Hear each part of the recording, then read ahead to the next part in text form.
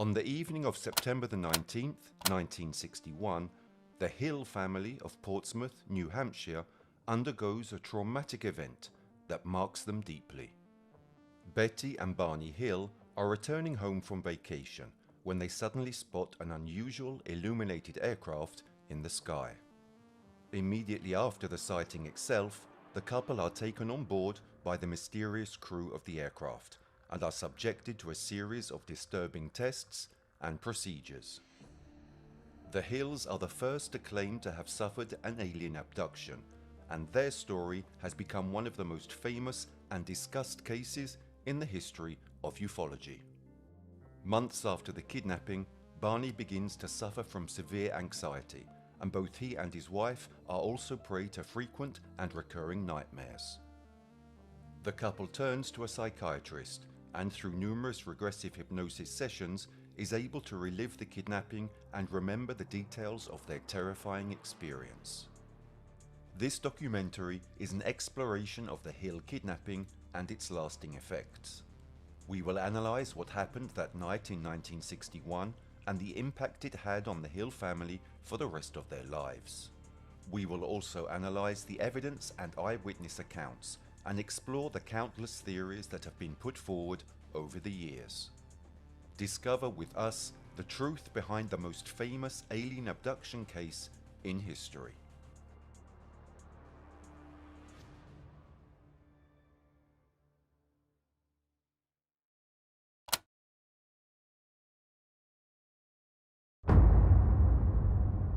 It is a quiet September evening, to be precise, September the 19th, 1961. The sun is slowly setting, casting a golden glow over the white mountains. The couple, Betty and Barney Hill, are driving in their old Chevrolet Bel Air with the windows down, enjoying the view. The trees are illuminated by the fading sunlight, giving the woodland a mystical feel. The two are driving to their home in Portsmouth after a short, abruptly interrupted vacation in Canada. The couple enjoys the tranquility of the journey, lost in their own thoughts while the radio plays in the background. A news report interrupts the music with an update on the weather conditions. A hurricane is moving up the coast and could reach as far as New Hampshire. The two exchange a worried look. Barney decides to put the pedal to the metal, hoping to be able to get home before the storm arrives. The car's engine roars as they zoom along the mountain roads of the US Route 3, the trees blending into the distance. The sun has now set, leaving behind an orange and pink sky, which slowly begins to darken as night falls and the stars become more knitted in the sky. According to Barney's estimate, they should reach home by 3 in the morning. Ahead of them, a long drive under a bright starry sky, along the quiet roads that cross the mountains and small rural villages, among them Coldbrook. The couple therefore decide to make a quick stop at the town's restaurant before facing the long journey that awaits them. They leave the restaurant around 10:05 p.m. to get back on the road as soon as possible. Now the stars are bright in the sky, as always in the mountains of New Hampshire on a cloudless night. Betty enjoys the incredible view of the moon reflecting off the distant valley, both in New Hampshire to the east and across the river to Vermont to the west. Delcy, the Hills' little dachshund, sleeps peacefully on the floor in front of the passenger seat, at Betty's feet. To the left of the moon, and slightly below it, Betty notices a particularly bright star, with a constant glow. After passing the town of Lancaster, she is amazed at the appearance of a new celestial body, just above the one she had just seen. Her amazement slowly becomes a certainty. That strange star, so clear in the sky, was not present a few moments earlier. The luminous dot appears to get larger and its light more intense with each passing moment, as if it were in motion. Shortly afterwards, Mrs. Hill points it out to her husband, who gently presses on the brake pedal to slow down and observe the strange light outside the windshield. Barney isn't worried about it. Indeed, he exclaims that he considers them lucky, as according to him, they are looking at a satellite that has gone off course and is following the rotation of the Earth. It almost looks like a moving star. The star disappears and reappears as the trees interrupt the view. The couple begin to wonder if the star's alleged movement is related to their motion in the car. The old car stops at a stop sign and Betty tells her husband to pull over. She takes out the binoculars bought especially for their holiday to observe the strange star with them. Delcy, their dog, begins to become more and more restless. Barney pulls over at a scenic picnic area south of Twin Mountain, and Betty rushes out of the vehicle to observe the star, puts the binoculars to her eyes and focuses carefully. What the both of them are about to witness, even if at that moment they are unaware of it, will change their lives forever, and, as some observers claim, will revolutionize the course of world history. An aircraft with flashing multicolored lights passing across the moon. Betty thinks she is looking at a flying saucer, influenced by the story of a sighting her sister had had. At that point, Barney takes his wife's binoculars and observes what, according to him, is an airplane travelling towards Vermont, bound for Montreal, but soon changes his mind because without giving the impression of having veered, the aircraft descends rapidly, approaching the couple. Barney states that this object that looks like an airplane is not an airplane. The two of them, at this point, quickly return to their car and head towards Franconia Notch State Park, along a narrow and mountainous stretch of road. The Hills say that they continue driving along the isolated road, travelling very slowly through Franconia Notch to watch the object as it got even closer. At one point, the flying object passes over a restaurant and signal tower atop Cannon Mountain and reappears near the Old Man of the Mountain. Betty testified that the object was at least 1.5 times the length of the granite cliff, which was 12 meters long, and that it appeared to rotate. The couple watch the silent, illuminated craft as it moves erratically and bounces back and forth in the night sky. About a mile south of Indian Head, they claim the object rapidly descended towards their vehicle, causing Barney to stop in the middle of the highway. The huge, silent object hovers about 80 to 100 feet above the Hills Chevrolet and fills the entire field of view from the windshield. It reminded Barney of a huge pancake.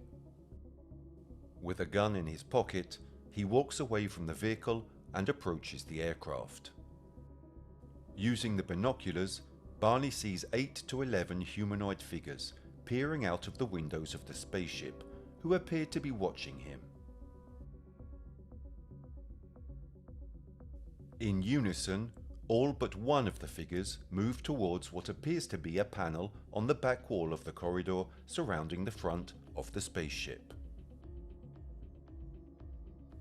The only remaining figure keeps looking at Barney and sends him the message, "Stay where you are and keep watching." Barney recalls observing humanoid forms wearing shiny black uniforms and black caps, and then red lights on what appear to be bat-wing things beginning to emerge from the sides of the craft, and a long structure descending from underneath it. At that point, Barney runs to his car in an almost hysterical state, yelling at Betty, "They're going to capture us." The object moves its position directly above the vehicle. The two drive away as fast as possible. Betty rolls down the window, and looked up.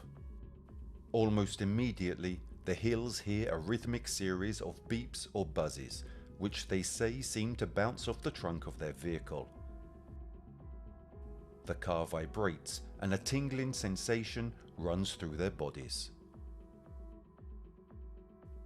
A second series of beeps and buzzes bring the couple back to full consciousness. They realize they have traveled nearly 35 miles south, but have only vague and fragmentary memories of driving along this stretch of road. They have memories of making a sudden, sharp, unplanned turn, encountering a checkpoint, and observing a fiery orb on the road. Arriving home around dawn, the Hills say they experienced strange sensations and urges they could not explain. Betty insists that they keep their bags by the back door rather than taking them into the house. Their watches had suddenly stopped working. Barney notices that the leather strap on the binoculars was torn, though he doesn't remember how it happened.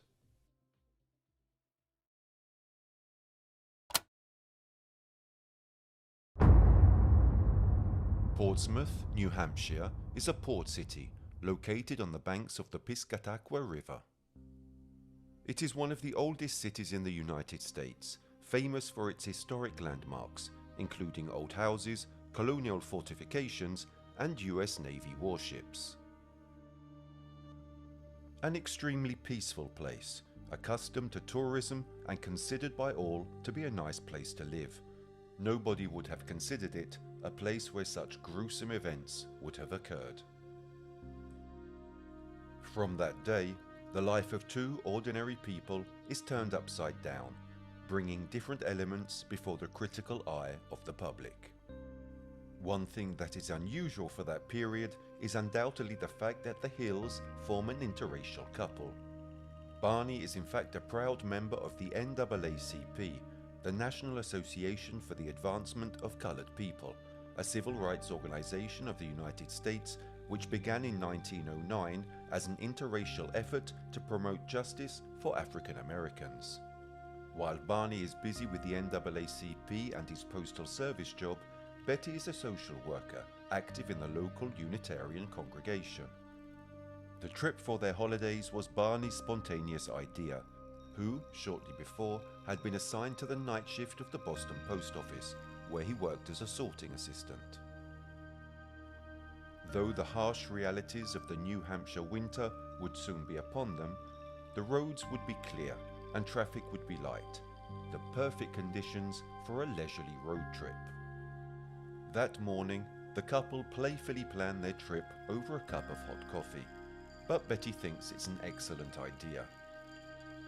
Their lack of immediate funds is partially compensated for by Betty's idea to borrow a car fridge from a friend. In this way, the expenses for meals in restaurants would be reduced.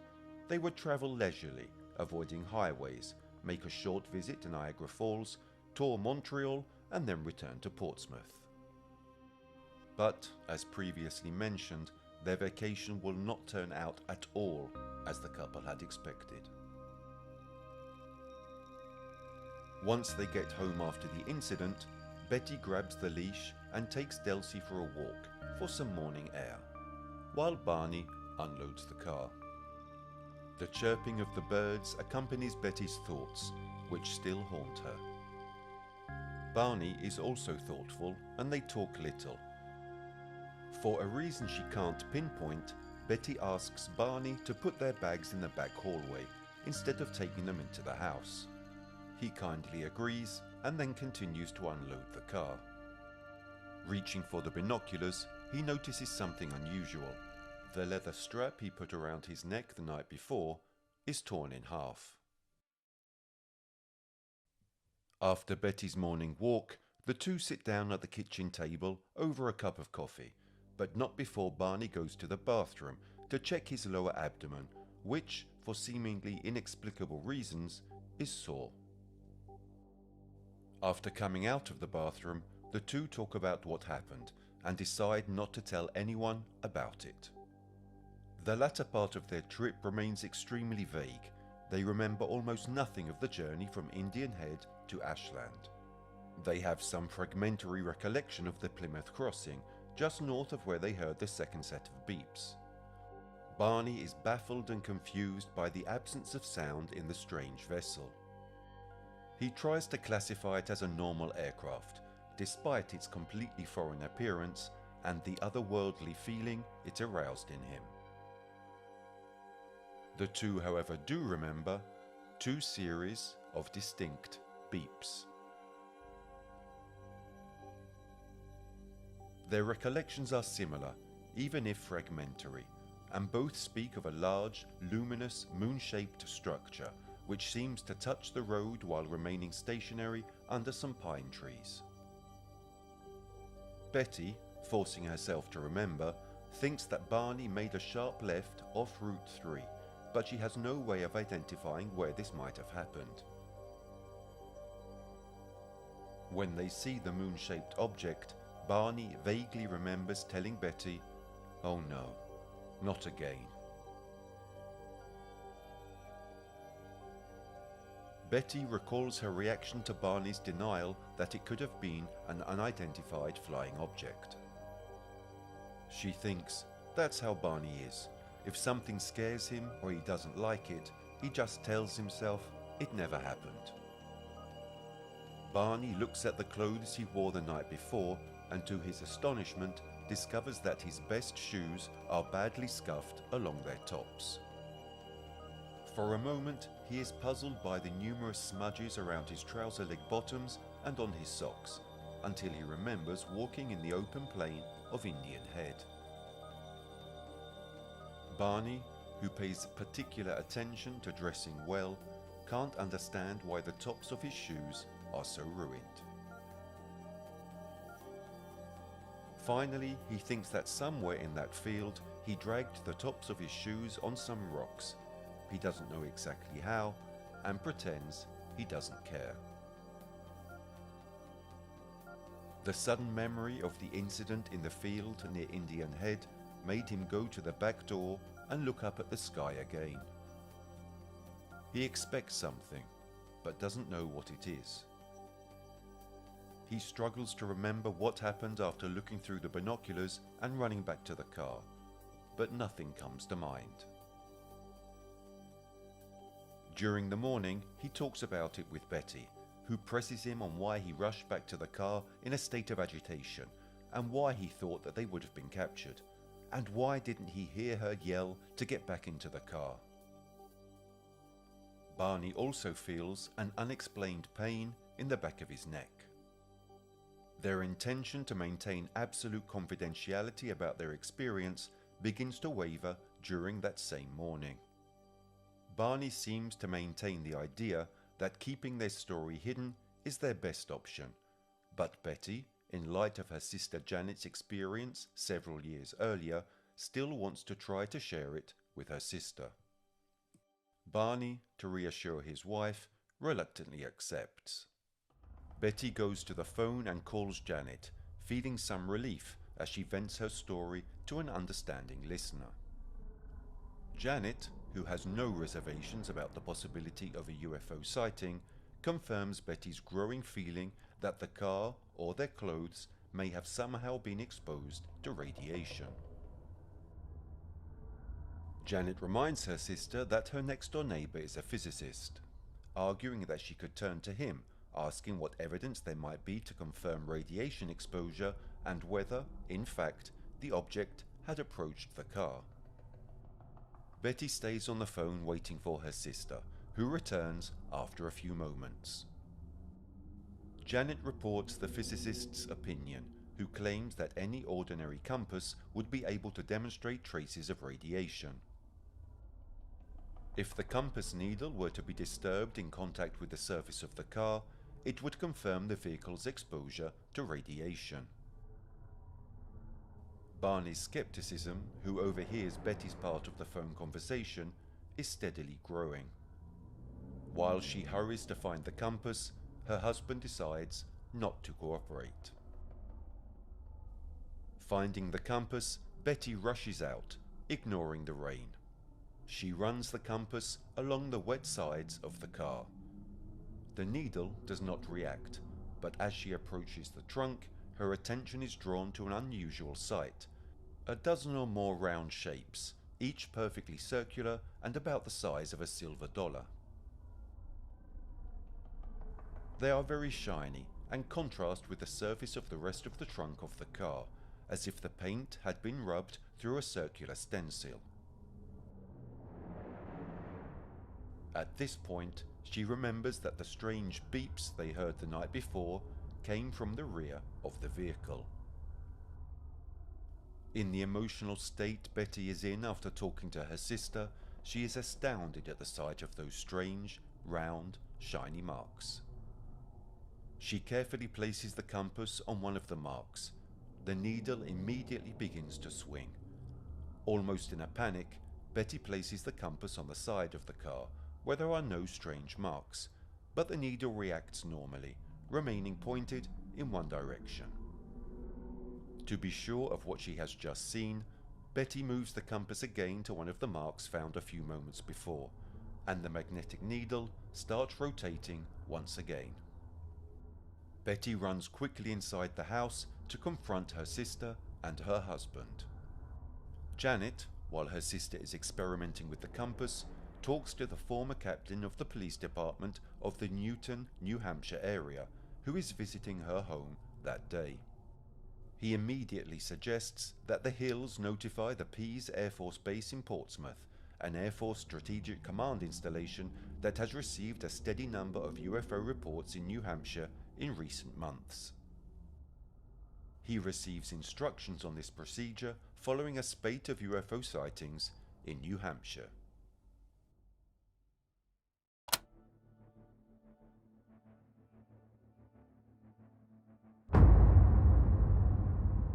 Betty is haunted by the thought that they may have been exposed to radioactivity, though she realizes that the Air Force Base officers may mistake her account for a joke. However, she calls the base, and after several calls placed to the switchboard, she finally finds an officer who asks her for details. The attitude of the cynical and uncommunicative officer leads Betty to recount the events in a vague way, skipping the details relating to the vision of the double row of windows, believing that this would have made her the target of further cynicism. Among the elements that Betty chooses to tell, she mentions the fins that seem to separate on the sides of the aircraft, with two red lights on both sides. This specific detail attracts the officer's attention, and when she suggests that her husband has clearer memories than hers regarding the structure of the flying object, the officer asks to talk about it with Barney, who is initially reluctant, but gives in to the requests of his wife. Mr. Hill cooperates by providing every little detail that he can remember, but fails to mention the figures he clearly observed in the craft. At a certain point in the conversation, the officer informs Barney that he is putting him in touch with another employee at the base, and that the call is being monitored. From the discussion with the officer, Barney learns of other accounts, some similar to his own. He feels relieved, having thus ruled out the possibility of being considered irrational in reporting something without an apparent explanation. Both of the Hills, however, do not recount the perfect and somewhat unusual marks on their car, and Barney continues to hesitate about revealing the figures he saw aboard the vehicle behind the curved windows. He feels that it would put him in the position of having more concerns to handle than he already has. His main concern is his reputation. The next day, his worries are further reduced when he receives a second call from the airbase, which is intent on listening once more to the story of what happened. It is Major Paul W. Henderson of the 100th Bomb Wing at Pease Base, who calls back notifying the Hills that he has been up all night working on the case report and that he needs more information. His official report to Project Blue Book, the name of the Air Force unit at Wright-Patterson Field, Ohio, which handles the thousands of UFO sightings from across the country, indicates the hills needn't worry about being laughed at. Here we quote the official report. On the night of the 19th-20th of September, between 20:001 and 20:0100, Mr. and Mrs. Hill were travelling south on Route 3 near Lincoln, New Hampshire, when they observed through the windshield of their car a strange object in the sky. They noticed it because of its shape and the intensity of its lighting as compared to the stars in the sky. The weather and sky were clear at the time.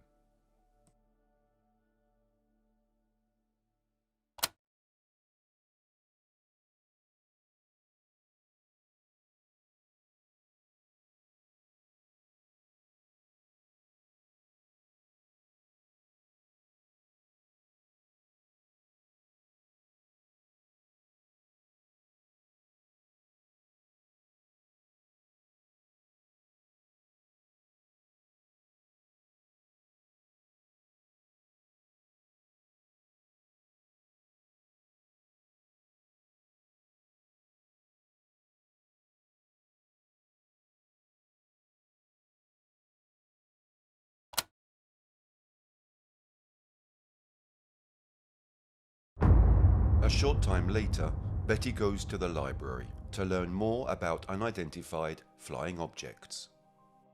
She is disappointed with the supply of books on the subject. However, one essay catches her attention: The Flying Saucer Conspiracy, written by Major Donald Kehoe.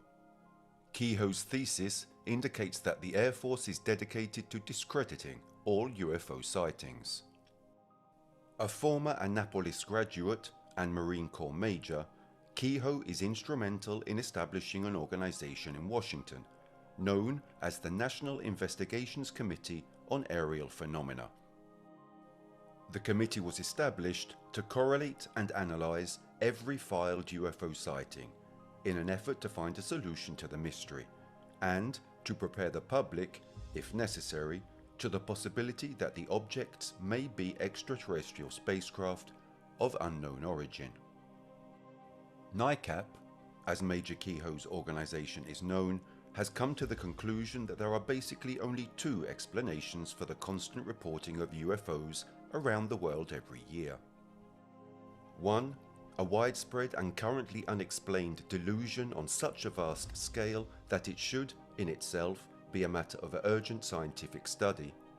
And two, people see maneuvered and apparently controlled objects in the atmosphere. NICAP members, many of whom are reputable scientists, professors, technicians, pilots, and high-ranking former military officers, argue that the latter hypothesis is more reasonable and that it is based on empirical observations. In its thoroughly documented study, The UFO Evidence, the organization analyzes 575 technical reports and other reliable reports from 46 states, Puerto Rico, Mexico, Canada, and other countries around the world. Reading this wealth of information leads Betty to take courage and write an exhaustive letter to the president of the foundation, in which she is willing to reveal even those details that her husband continues to hide. About 10 days after the sighting, Betty begins having a series of disturbing and particularly realistic dreams. The nightmares continue for 5 consecutive nights, and she is convinced that she does not remember such precise and engaging dreams from her past. After those 5 nights, Betty claims she has never had similar dreams again. They have inexplicably vanished.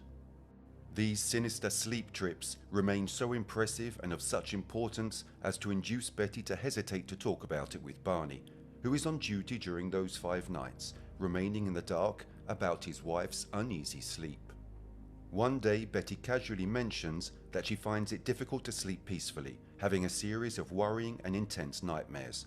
Barney shows understanding, but is not worried, and the matter is no longer discussed. A few weeks later, another puzzling incident occurs that neither Barney nor Betty can explain. They are driving in their car in the countryside near Portsmouth, along a road in a sparsely populated area. In front of them, a parked car partially blocks the road. A group of people are standing outside the car and Barney begins to slow down gradually to avoid an accident. Suddenly Betty is overcome with fear. She can't explain it, not even to herself. "Barney," she says, "Barney, keep going, please don't slow down."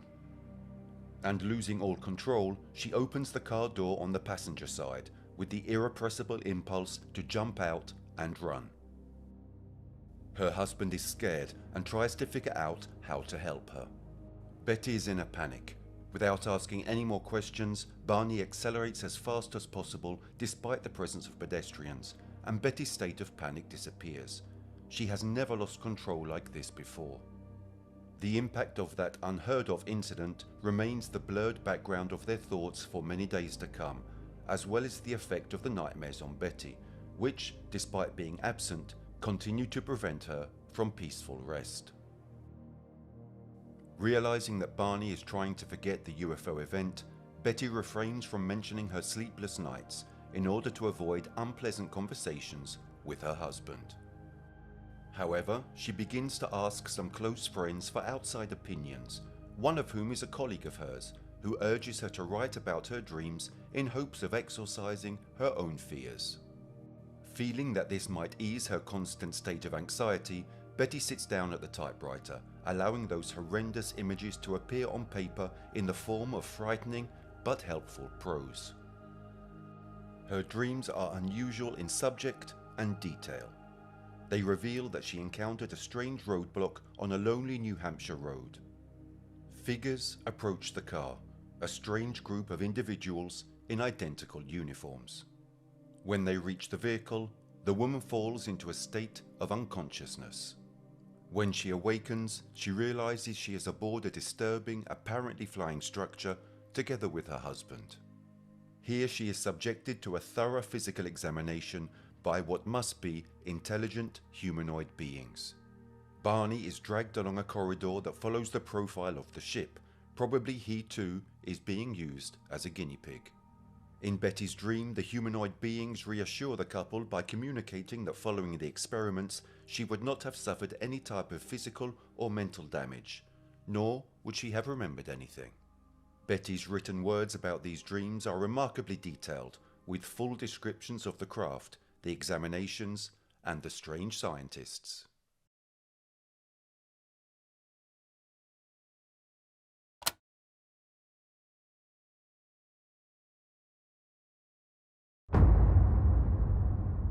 The letter that Betty sent to Director Kehoe describes in detail the events of that terrible night, and it was an important preview of the events that would follow. Betty and Barney evaluate the possibility of undergoing hypnosis sessions, induced by the accursed need to remember what actually happened to them. The letter also attracted the attention of the well-known Walter N. Webb, an astronomer and member of NICAP, known for his rich research related to the truth about the UFO phenomenon. Webb, initially very skeptical, however decides to go to Portsmouth to talk to the couple and make sure that they are not desperate people looking for fame and attention, and to verify the presence of a potentially disconcerting truth. The researcher decides not to be influenced by prejudices and still wants to listen to their stories. Once he arrives at the Hill home, Webb begins what will turn out to be a more than 6-hour-long interview, after which he declares, "We skipped lunch and we went on all afternoon into the evening. During this time, I questioned them, both together and separately. I tried to catch them out somehow, but couldn't. I just couldn't. Theirs was an ironclad story. They seemed to me to be a sincere and honest couple returning home from vacation, late at night on a lonely road, when suddenly something completely unknown and indefinable fell upon them. Something alien and foreign to their existence." 5 days later, Webb completed his report for NICAP in Washington, examining the incident in minute detail, studying the position of the moon and planets, the weather conditions, and a detailed description of the object, including the drawings the Hills had provided. The long document drawn up by Webb ends like this. After questioning these people for more than 6 hours and studying their actions and personalities during this time, there is no doubt that they were telling the truth and that the incident occurred exactly as reported, except for a few small uncertainties and technicalities that must be tolerated in any such observation where human judgment is involved: the exact time and duration of visibility, the apparent size of the object and occupants, the distance and height of the object, etc. While their occupations don't particularly qualify the witnesses as trained scientific observers, I was struck by their intelligence, apparent honesty, and obvious desire to get to the facts and dig into the more sensational aspects of the sighting. Mr. Hill was a complete UFO skeptic before the sighting. In fact, the experience had so shaken his reason and his sensitivity that evidently his mind had failed to adjust. In conversation with me and with his wife after the sighting, there was a mental block when he spoke of the leader who was peering at him from the window.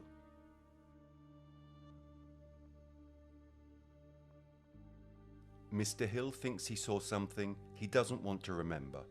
He said he was not close enough to see the facial features of the figures, although at another time he referred to one of them looking over his shoulder and smiling, and the leader's expressionless face.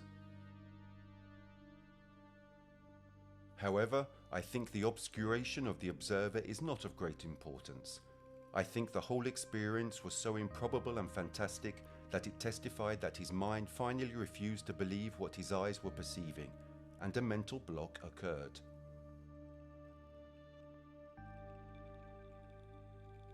The document drawn up by Webb causes a sensation within NICAP, and the Hill case is also observed by the scholars C.D. Jackson and Robert E. Horman, who visit the spouses in November 1961.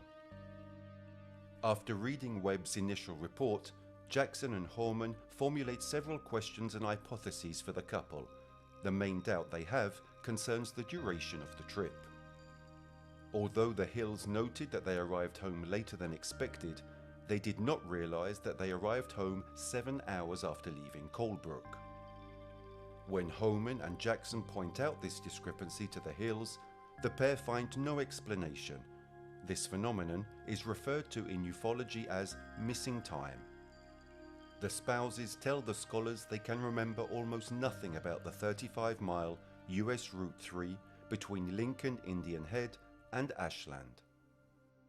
Both claim to have seen a glowing orb near the Earth. Up until then, Betty and Barney think it's the moon, at which point Herman and Jackson feel compelled to inform them that the moon had already set by that time. During the long interview, the Hills also address the topic of hypnosis, reaching the conclusion that it is the best solution for recovering faded memories. In the winter of 1962, the Hills often drive into the White Mountains on weekends, with the hope that revisiting the place will bring up more memories. They are unable to find the exact spot where they are sure they saw the glowing orb on the road. However, they can still eliminate several possible paths. On November the 23rd, 1962, the Hills attend a meeting at their church rectory attended by a guest speaker, Captain Ben H. Sweat of the United States Air Force. Being interested in hypnosis, the Hills approach Sweat privately and recount their strange encounter. Sweat is particularly interested in the missing time element of the Hills' tale. At that point, the spouses decide to ask the captain if there were any possibility of having hypnosis sessions guided by him, and Sweat informs the couple of a professional hypnotist. The first public discussion by the two spouses dates back to March the 3rd of the following year. The telling of the story of those mysterious events takes place at their parish in front of a small group of faithful. On September the 7th, 1963, Captain Sweat returns to the same parish to hold a new formal conference on hypnosis. After the conference, the Hills inform the captain that Barney is beginning a course of psychological support at the office of Dr. Stevens. Captain Sweat suggests asking the doctor about the use of regressive hypnosis applied to cases such as theirs. During the subsequent meeting with Dr. Stevens, Barney gathers his courage and decides to ask the fateful question about hypnosis. The man appears apprehensive despite his initial skepticism and directs the couple to his Boston colleague, Benjamin Simon. The Hills meet Simon for the first time on December the 14th, 1963. During their first talks, Simon claims that the UFO encounter is causing Barney far more worries and anxieties than he is willing to admit. Simon, like many before him, remains very skeptical about the kidnapping issue, but has only one certainty. Regardless of the truthfulness of the facts, he does not see anything fake in the stories of the couple. They are really convinced that they saw something inexplicable that night. Only hypnosis can bring the truth to surface. Through therapeutic use, regressive hypnosis has the function of bringing out memories and emotions lost in the unconscious. The actual sessions begin in the winter of 1964, preceded by some test sessions. What you are about to hear is the outcome of these gruesome hypnosis sessions.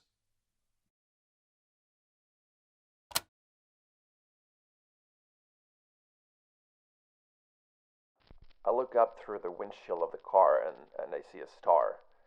And that's funny, but I said, Betty, that's a satellite. And then I pull over to the side of the road, and Betty jumped out her side with the binoculars. And I got the chain and I hook it to the dog and her collar. And I said, come on, Delcy, let's get out. And she jumps out.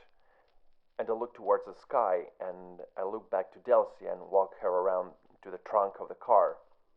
And I'm saying, hurry up, Betty, so I can get a look. And Betty passes the binoculars to me, and I see that it's not a satellite. It's a plane. And I tell Betty this and give the binoculars back to her, and I'm satisfied. What kind of plane was it? I look, and it's to the right. It doesn't go where I thought it would go. It doesn't go past me to the right, my right shoulder. I think it will pass my right shoulder off in the distance, going to the north. I am facing west, and my right is to the north. And it doesn't go to the north. Does it have propellers? Well, I think this is strange. I cannot tell. I cannot hear a motor to know if it has propellers. Was your engine running? My engine was running. How about the noise that it had been making before you had your car greased? Oh, it was not making this noise, and I did not pay attention to my engine running. I was concerned that it would cut off while I was standing here with all the lights on in the car and the battery runs down. And I was concerned, and I looked at the exhaust and could tell that smoke was still coming from the exhaust. So I did not concern myself too much over that. And this object that was a plane was not a plane. It was funny. It was coming around towards us. I looked up and down the road, and I thought, how dark it is. What if a bear was to come out? And I was worried. And I returned to the car and said, let's go, Betty. It's nothing but a plane. And they're coming over this way, and they're changing course. Probably it's a Piper Cub. A Piper Cub would only have one or two windows, wouldn't it? You saw windows in this plane. This is what I said. This is what I saw when I returned to my car. A Piper Cub. And I drive, and Betty's still looking. And she said, Barney, this is not a plane. It's still following us. And I stop and I look and I see it's still out there, off in the distance. So I search for a place to pull off the road, and I see a dirt road to the right on the main highway. And I think this is a good place where I can pull off. and if any car comes, it won't strike me. And I get out of the car, and I'm thinking, this is strange, because it's still there. And Betty said, I think she said, I am met with her. I said to myself, I believe Betty's trying to make me think this is a flying saucer. And I'm wondering, why doesn't it go away? And I stop and I look again, and I see where it has gone up ahead of us on Cannon Mountain. And I think when I get past Old Man on the mountain, it will be in a good area to look and see this thing, and I'm going to report it. Do you still think it was a Piper Cub? I'm wondering if these pilots are military, and they shouldn't do that. They shouldn't do that. They will make some person have an accident by flying around like that. And what if they dive at me? And the military should not do that. Was it a single-engine plane? I don't know. I saw no propellers. It was just a light moving through the sky, and I heard no noise. And I think this is ridiculous. Betty, this is not a flying saucer. What are you doing this for? You want to believe in this thing, and I don't. And it's still there. And I wish I could pass a state trooper or someone, because this is dangerous. And Betty is making me mad. She's making me angry because she's saying, look at it. It's strange. It's not a plane. Look at it. And I keep thinking, it's got to be. And I want to hear a hum. I want to hear a motor. How far away was it? It wasn't far. It was about 1,000 feet, I guess. If it were a Piper Cub, do you think it would have been silent at this distance? I don't. I know it's not a Piper Cub. It was too fast. It moved too fast. It will go up and down, and it could go back so fast, and it could go away and come back. I want to wake up. You're not going to wake up. You're in a deep sleep. You are comfortable, relaxed. This is not going to trouble you. Go on. You can remember everything now. It's over on my right. God, what is it? And I try to maintain control so Betty cannot tell I'm scared, but God, I'm scared. It's all right. You can go right on. Experience it. It will not hurt you now. And I get out with the binoculars, and it's there, and I look, and it's just over the field, and I think I'm not afraid. I'm not afraid. I'll fight it off. I'm not afraid. And I walk out, and I walk across the road, and there it is, up there. Oh God, it looks like a big pancake with windows and a row of windows and lights, and not lights, just one huge light. Rows of windows, like a commercial plane. Rows of windows. They're not like a commercial plane because they curve around the side of this pancake. And I said to myself, my God, no, I have to shake my head. I've got, this can't be true. This isn't here. And there's a man there. Is he a captain? What is he? He's looking at me.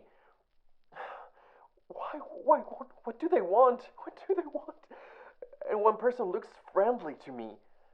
He's friendly looking. And he's looking at me over his right shoulder, and he's smiling.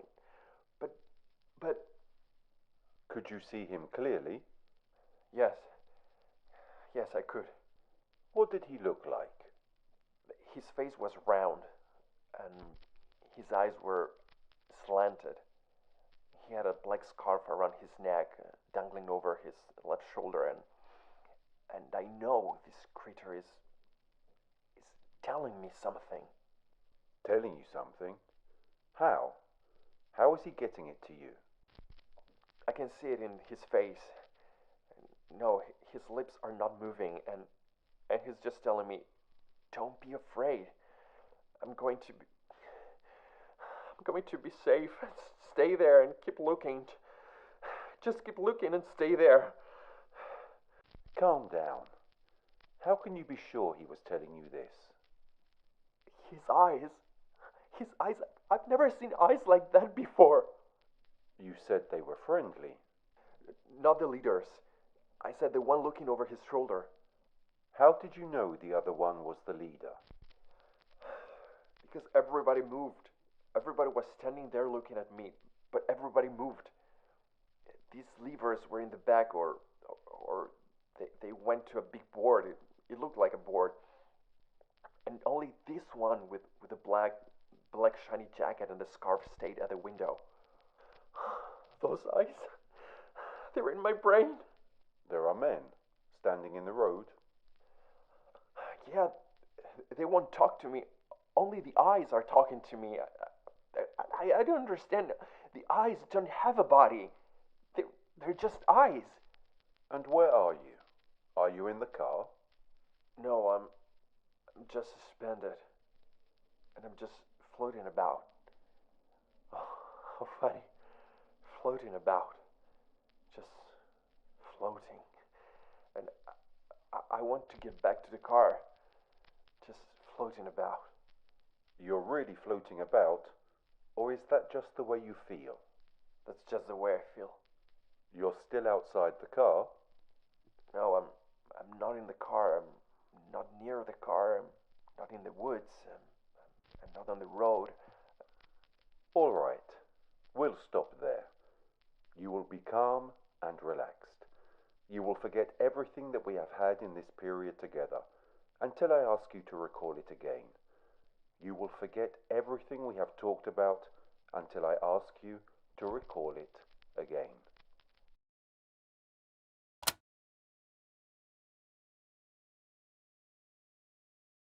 You are in a deep, deep sleep. Deep asleep. Fully relaxed and far asleep. Very comfortable. Fully relaxed. Deep asleep. Far asleep. Deep, deep sleep. Now we're going to go back to your vacation in September of 1961, as you were coming from Niagara Falls to Montreal. You will remember what you did, and you will recall everything, all your experiences, all of your memories, all of your feelings, and you will give me all of this in full detail. Now tell me all that you experienced, all that you felt, you and your husband. We're driving along, and the streets were wide, the sun was shining. There are quite a few people in the streets, and I was looking at the houses and stores and windows, and we kept driving and looking around. The moon was bright, but not quite full, but very bright and large, and there was a star down below the moon, on the lower left-hand side of the moon. And then, right after we left Lancaster, I noticed that there was like a star, a bigger star, up over this one, and it hadn't been there. And I showed Barney, and we kept watching it. It seemed to keep getting bigger and brighter, and we watched it for a while. And I was puzzled by it, also curious. And while I was watching it, Desley was getting somewhat restless. And then we went by a mountain that obstructed the view. And when I got to where I could see the star again, I thought it had moved. I wasn't quite sure, so I kept watching it. And it seemed, so it did move. And Desley was restless. So I told Barney we should let Desley out, and it would give us a chance to look at this star through the binoculars. I was looking through the binoculars at the object, and Barney was saying it was like a satellite. But it wasn't. It was moving fast. But when it went in front of the moon, and I saw it travel across the whole face of the moon. And it was odd-shaped, and it was all flashing different colours. How far away would you say it was? It looked at the time it wasn't close to us, but I could see it outlined in front of the moon. And there were searchlights rotating around it. They were bright colours, like a bright orange light, almost like a reddish beam.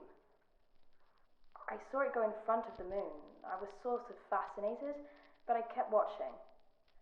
I tried to get Barney to look, and I wanted him to see it before it got away from the face of the moon. But he kept saying, oh, it's a satellite. Round, shaped like anything you know. A plane? No, not like a plane. All I could think of, like a cigar. Like a cigar? Yes, it was long, and there weren't any wings, and it was going sideways, like a cigar.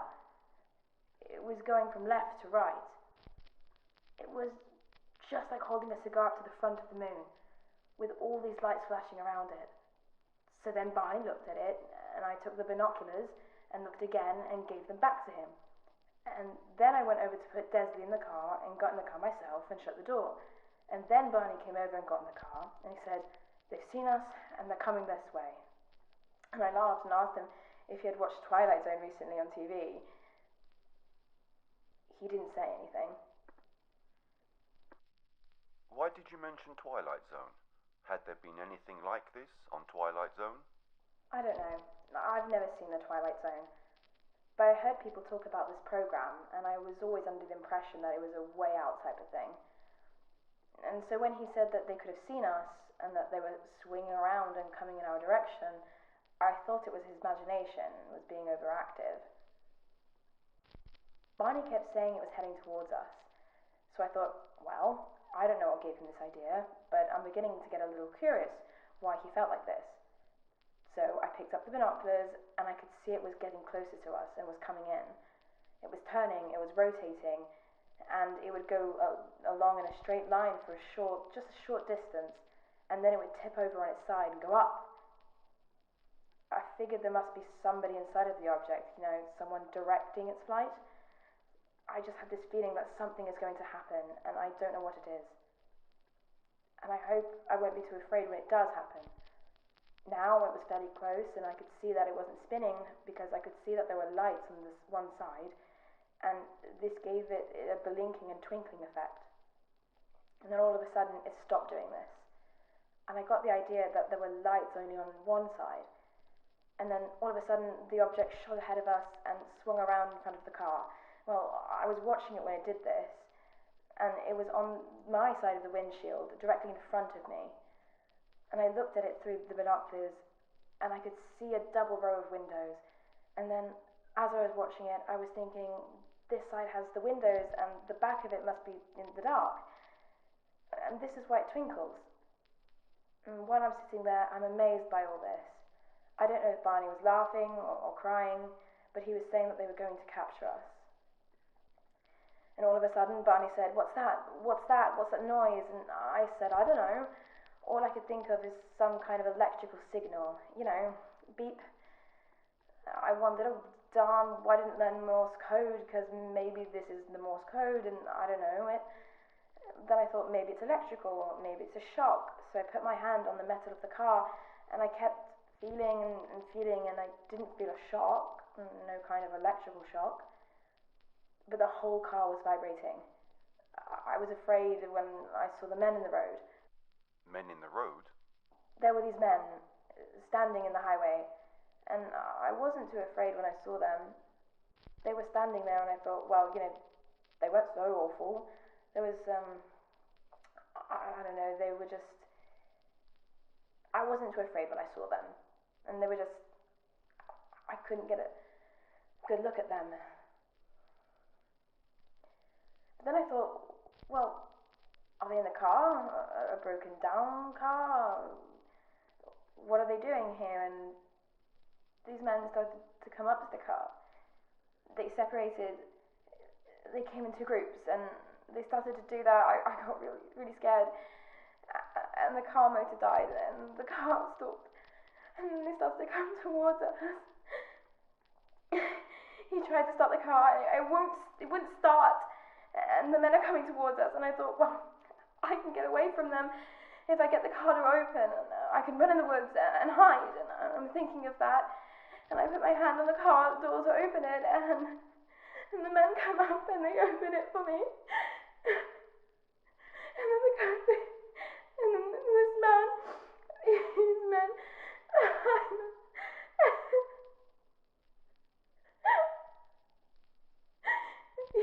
two men at the car door, and there's one, and two, and three men, and there's one, and two more behind them, and one man puts his hand out. Go on. Do they have a uniform or ordinary clothes? More like a uniform. All right. Your memory is very sharp. You needn't be worried. You remember everything now. Tell me what happened. I'm thinking I'm asleep. You're asleep in the car? I'm asleep, and I've got to wake up. I don't want to be asleep. I keep trying. I've got to wake myself up, and then I do. And I open my eyes, and I'm walking through the woods, and just as I open my eyes quick, and then I shut them again, and even though I'm asleep, I'm walking. And there's this man on this side, and then on this side, and there's two men in front of me. And I look all around, and it's a path, and there's trees, and I look at these men, and I turn around, and Barney's behind me. Barney's behind you? There's a couple of men behind me, and then there's Barney. There's a man on each side of him. My eyes are open, but Barney's still asleep. He's walking, and he's asleep. And I say to myself, who the heck are these characters, and what do they think they're doing? And I turn around and I say, Barney, wake up!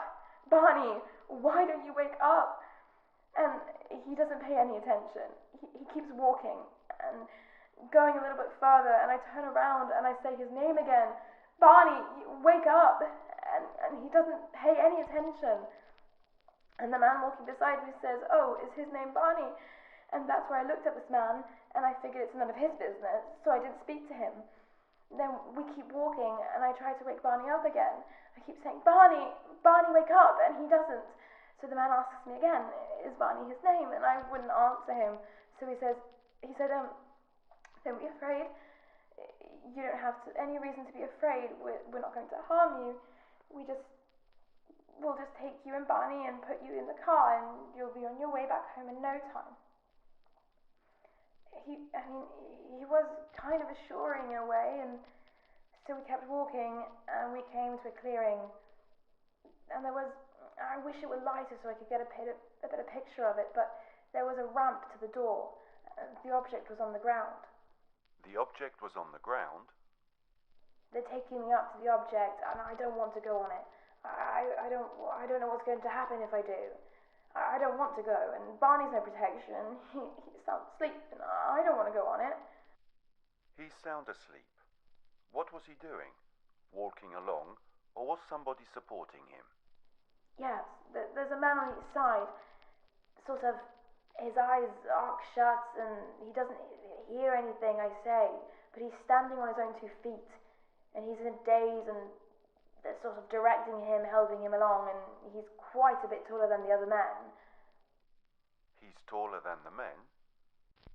Yes, he's way above them. So when we get to the object, I don't want to go on it. And so the man beside me says to get on. He's a little angry with me. He said, go on, the longer you fool around about here, the longer it's going to take.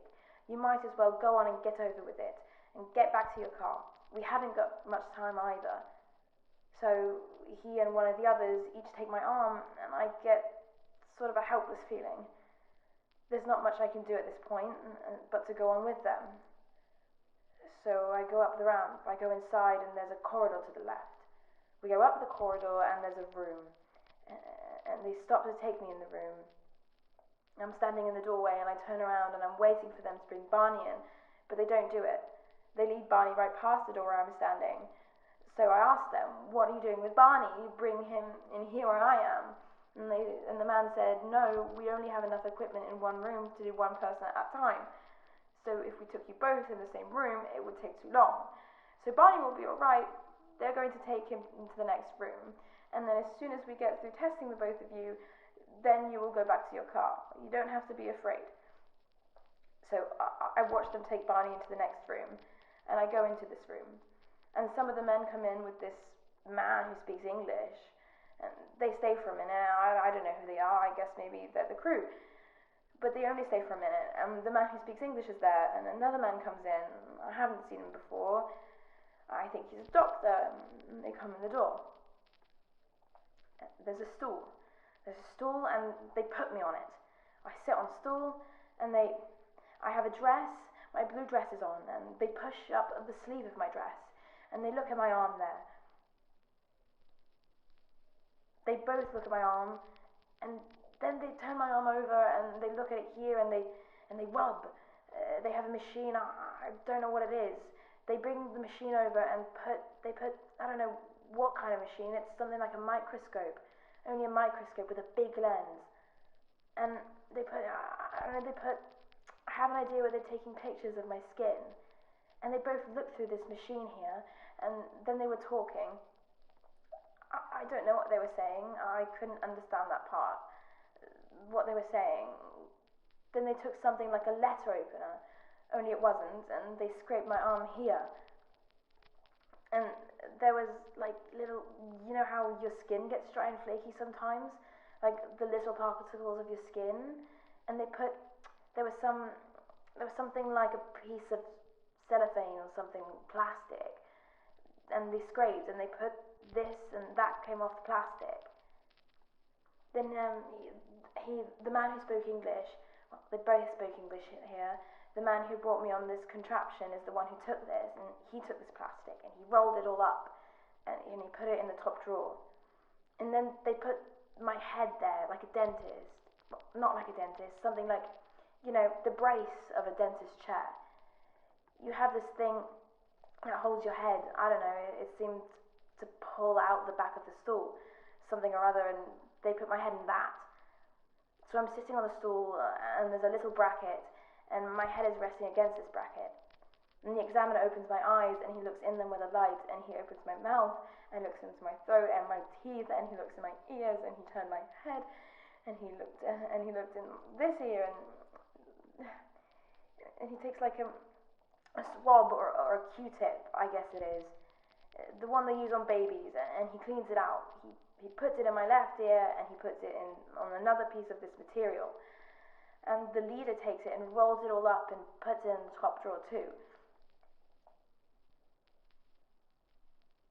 Oh, and then he feels my hair down by the back of my neck and all, and they take a couple of strands of my hair and they pull it out and give it to this leader, and he wraps that all up and puts that in the top drawer. Then he takes something, maybe like scissors, I don't know what it is, and they cut a piece of it and he gives it back to him. And then he feels my neck and he starts feeling behind my ears, under my chin and down my neck and in through my shoulders, around my collarbone, and I'm not particularly interested in looking at them, so I try and keep my eyes shut.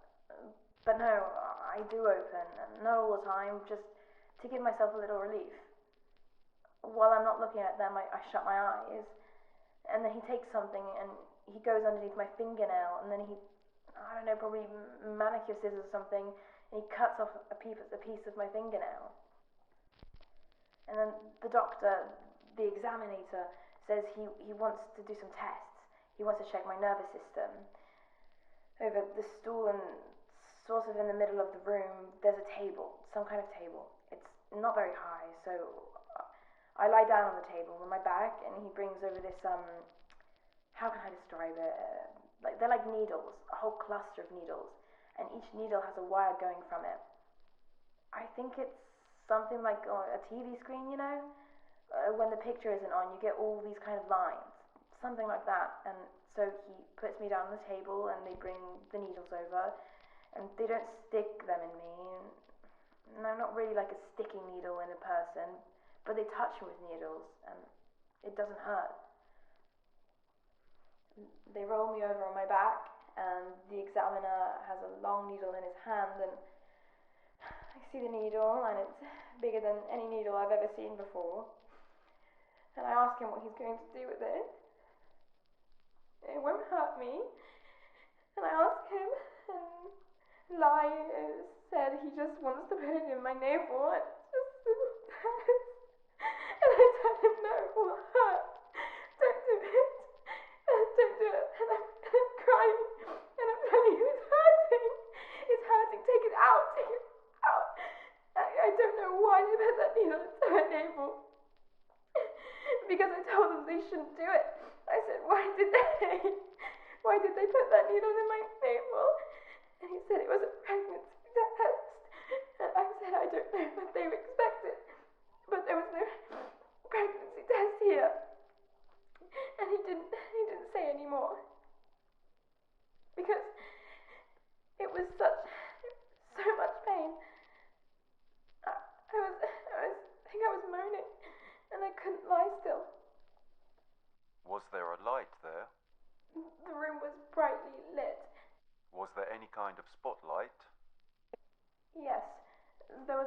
behind my left shoulder. Then I was grateful to the leader for stopping the pain, and he seemed to be very surprised, and so they said that that was the end of the testing. And the leader helped me to sit up, and he took a hold of my arm, and I swung around on the table, and I said, I can go now, I can go back to the car. And he said, Barney isn't ready yet. So then I began to get worried, and I asked him why it was taking so long with Barney. And he said that they were doing a few more tests with him, but he'd be right along in a minute. So there was just the leader and me. I felt grateful to him because he stopped my pain, and now I wasn't afraid at all.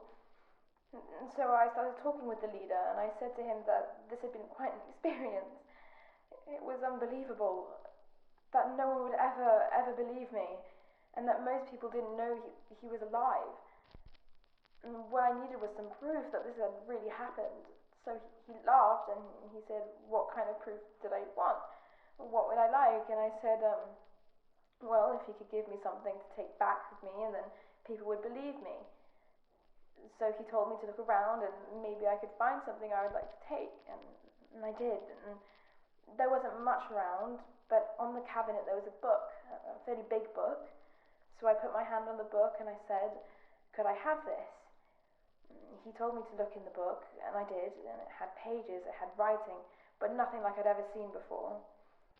It looked like, I don't know, it wasn't a dictionary, but it had the writing didn't go across, it went up and down. Did it look like any language that you know, or was it in English? No, it wasn't English. Then the leader laughed and asked me if I thought I could read it. And I told him no. I laughed too. I said no, but I wasn't taking it to read. But this was going to be my proof that this happened. That this was my proof. And so he said that I could have it. I could have the book if I wanted it.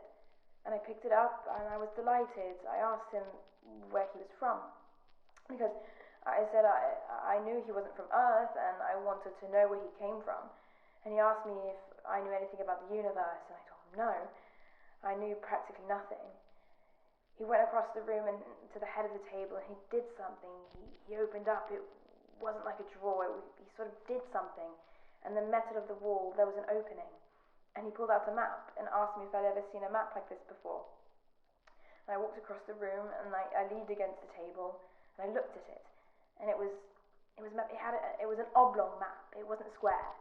And there was a lot wider than it was long. And there were all these dots on it, and there were these lines. There were some on the dots, there were curved lines going from one dot to another, and there was one big circle, and it had lots of lines coming out and from it.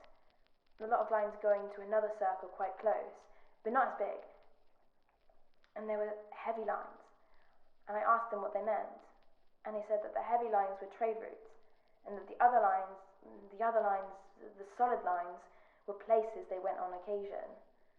And he said the broken lines were expeditions. So I asked him where was his home port, and he said, where were you on the map? I laughed, I don't know. And so he said, if you don't know where you are, then there isn't any point in telling me where I am from. And then he put the map rolled up, and then he put it back in the space in the wall and closed it. All of a sudden, there's this noise in the hall. Some of the other men came in, and with them is the examiner. They are quite excited, so I asked the leader what's the matter with them. Did something happen to Barney? There has to be something to do with Barney. The examiner has me open my mouth, and he starts checking my teeth. What are they doing with them? They were tugging, pulling at them. They were very excited. The examiner said that they couldn't figure it out. Barney's teeth came out and mine didn't. I was really laughing, and I said Barney had dentures and I didn't. That's why his teeth came out. And so they asked me what are dentures, and I said people that got older lose their teeth, and they had to go to a dentist and have their teeth extracted, and they put in dentures. And he said, well, older, what is older? And I said, old age. And he said, what is old age? And I said, well, it varies, but As a person gets older, there are changes in him, particularly physically. He begins to sort of break down with age. And so he said, what is age? What did I mean by age? And I said, the lifespan, the length of time people lived. He said, how long was this? And I said, well, I think a lifespan is supposed to be about 100 years at the most. People can die before that. Most of the time they do, because of disease, accidents, this type of thing. I think the average length of time is 65 or 70. So he said, 65 or 70 what? What did I mean? And I said, years. He said, what is a year? And I said I did not know exactly how it was figured out, but it had to do with how many days, and the days had so many hours, and the hours had so many minutes, and the minutes had so many seconds. All these things you ask me, I'm a very limited person when trying to talk to you. But there are people in this country who are not like me. They would be most happy to talk with him. They could answer all his questions, and maybe if he could come back, all his questions would have answers. But if I did, I wouldn't know when to meet him. He laughed. He said, don't worry. If we decide to come back, we will be able to find you all right. We'll always find those we want to. And I said, well, now what do you mean by that remark? And he just laughed. And then Barney's coming. They're bringing Barney out. I hear the men in the corridor. And I said, Barney's coming. And he said, yes, you can go back to the car now. And I got the book, and Barney is coming up, and his eyes are still shut. And so it's time to go back to the car. And the leader said, come on, we will walk you back to the car with you. So I said, all right, but I do wish I really knew if you were going to come back. And he said, well, we'll see. And then we're out in the corridor. Barney's behind me with his eyes shut and a man on each side of him. And I'm all ready to go down the ramp when some of the other men, not the leader, but some of the men are talking. I don't know what they're saying, but they're very excited. And then the leader comes over and takes my book. I told him, you promised I could have the book. And he replied, I know it, but the others object. They don't want you to know what has happened. They want you to forget all about it.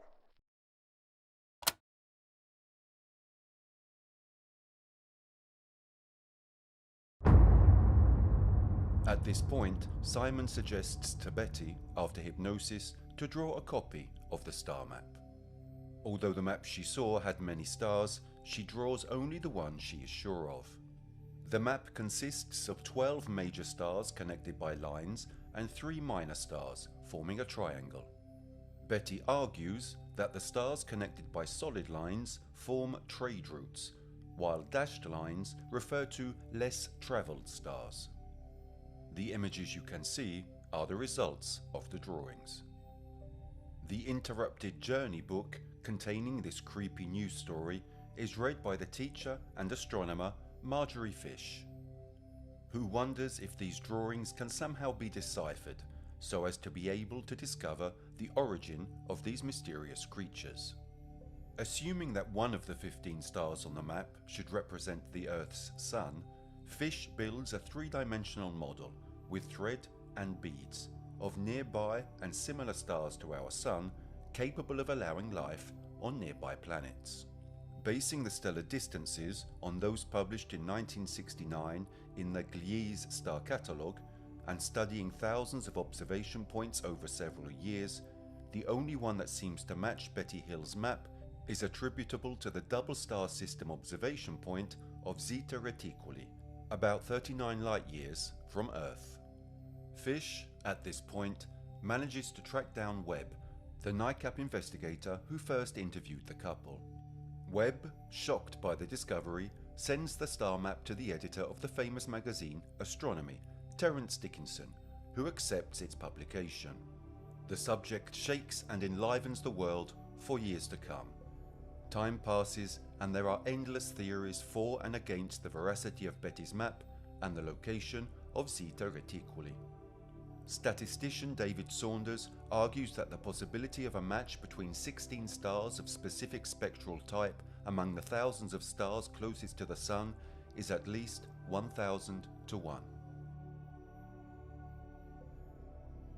The next time you look up at the night sky or enter an ancient history museum, remember that in our galaxy alone there are about 300 billion stars, including at least 5 billion solar systems similar to ours, though perhaps not all of them have a suitable planet for the development of organic organisms, placed at the right distance from the Sun.